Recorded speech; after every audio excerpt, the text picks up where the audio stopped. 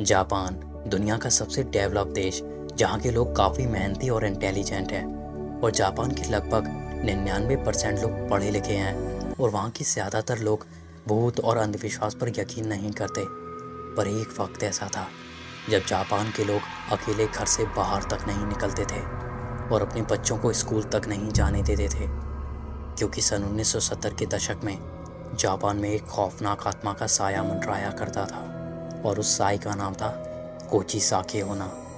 कोची साके होना 1970 के समय में जापानियों के लिए किसी श्राप से कम नहीं थी। उसने कई सारे जापानियों को अपना शिकार बनाकर मार दिया था और उसके मारने का तरीका भी बहुत अलग और दर्दनाक होता था। कहा जाता था कि वो अपने चेहरे पर एक सर्जिकल मास्क लगाया करती थी, क्योंकि उसका चेहरा पूरी तरह से कटा हुआ था। उसे छुपाने के लिए वो उस मास्क का यूज़ करती थी और वो मास्क उसकी पहचान बन चुका था, क्योंकि उस समय बहुत कम ही लोग मास्क लगाते थे, या कहें कि सिर्फ डॉक्टर ही मास्क का यूज़ करते थे, वो भी ऑपरेशन या सर्जरी करते वक्त। कोची साके होना की डर से जापान के लोग अकेले और एकांत वाली जगह से नहीं निकला करते थे, क्योंकि वो उन लोगों का ही ज़्यादातर शिकार बनाती थी जो अकेले होते थे।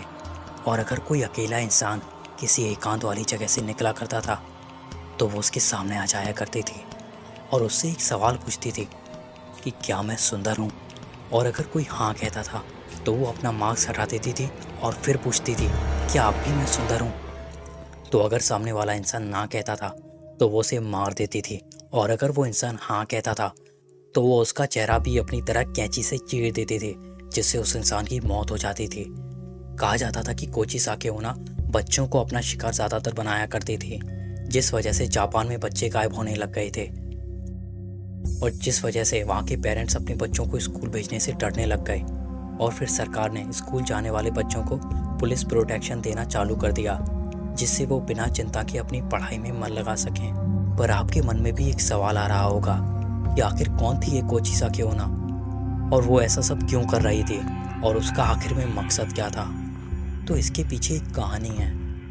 यह बात 1200 साल पुरानी है, जब जापान के एक गांव में एक औरत रहती थी जो कि बहुत खूबसूरत थी और उसे अपनी खूबसूरती पर बहुत नाज था। वो उस गांव में अपने पति के साथ रहती थी जो कि एक सामुराई था।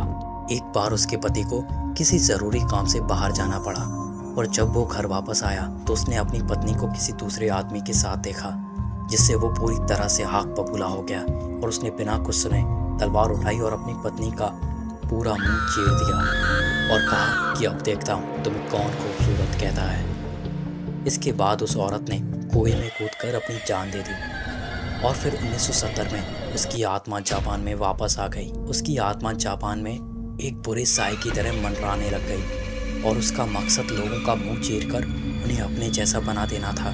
पर फिर 8-9 साल बाद कोची साके होना के केसेस आने एकदम से बंद हो गए, जिस पर वहाँ के लोगों का कहना था कि कोची साके होना की आत्मा को शांति मिल गई, जिस वजह से वो यह दुनिया छोड़कर चली गई।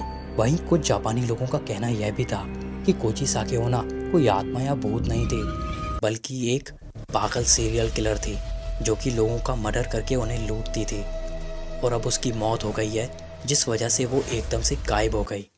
तो ये तो सिर्फ लोगों की बातें थी, पर असलियत में कॉन्फिडेंस से किसी को नहीं मालूम कि आखिर में कोची साके थी कौन, कोई आत्मा थी या फिर कोई सीरियल किलर। अगर आपको ये वीडियो अच्छी लगी है तो हमारी वीडियो को लाइक शेयर ज़रूर करें और हमारे चैनल हॉन्टेक को सब्सक्राइब करना बिल्कुल ना भूलें।